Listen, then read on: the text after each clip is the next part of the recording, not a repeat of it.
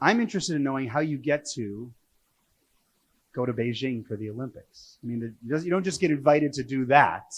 It's not like, host sport Manitoba Night of Champions go to the Olympics. So if I want to follow in your footsteps, tell us about how your journey began.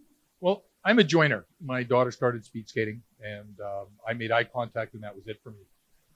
But all the wonderful people in the sport and all the wonderful mentors that I've had, I have a passion for the sport. I mean, it is the fastest sport without propulsion or downhill in the world. And I'm 4 meters away from it every year. And that brings me back to just want to be higher and higher on what we're doing as far as the sport goes. A lot of education and a lot of desire and a lot of wonderful people. I've met people and have been around people all over the world. We estimated, my lovely wife Caroline, that I've been around the world 3.5 times for international events. And where else would you get an opportunity to do that?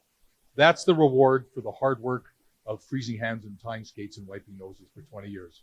And I would never change any of it. So as we talked about, you were at the Olympics last year. Yep. What's something about officiating in China at the highest level you think people might not know or would be surprised to hear? Well, there's several answers to that. The higher you are as an official in speed skating, the actually easier the job is, but the tolerance is zero. We do things in Manitoba, you run around. We do things in Canada, you run around a little less. You do things in Beijing, and life is pretty wonderful. The passion in China, that was my 5th trip to China. The passion in China is exceptional. But where we use 2 officials, they use 6 officials because they kill you with love and tenderness. During COVID, I don't think there's another country in the world that could have done what China had done. And wonderful people, and I loved every moment of it. It was quite an experience. I didn't answer your question, did I? I'm not going to ask it again, so we're going to keep going. It's all right. You're fine. Yeah, okay. They haven't started giving me the signs that your time is up yet. The But hook. let's talk about mentoring other officials. Okay. Why do you think mentorship is so important? Well, that's easy. You can read a rule book until you're blue in the face. But interaction with an official in an event is priceless. And I think we need to treat our officials like we treat our athletes. When our athletes are young and inexperienced, they have a great game, a great race, a bad race. We appreciate all of that. I think we need to do that with our young officials.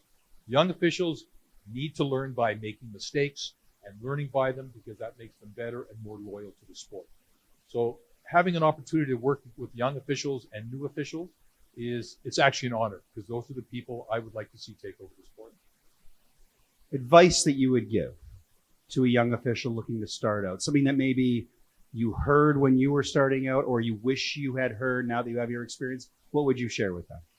Well, I can tell you something, but you need to have a passion for being involved. And I'm going to turn this around a little bit because I've thought about that question, our athletes get as far as they can get, 14 years, 16 years old, 18, 19 years old. And if they cap out on their sport, sometimes we don't give them the appreciation they need. Sometimes they go to coaching. Why aren't we redeveloping them into a sport that they love as an official? So I think love what you do, and speed skating officials, no matter whether you're at the Olympics or not, we're volunteers. So we're not professionals. We want to be experts. So strive to be an expert, and it's a matter of pride. Trevis Boyd, congratulations.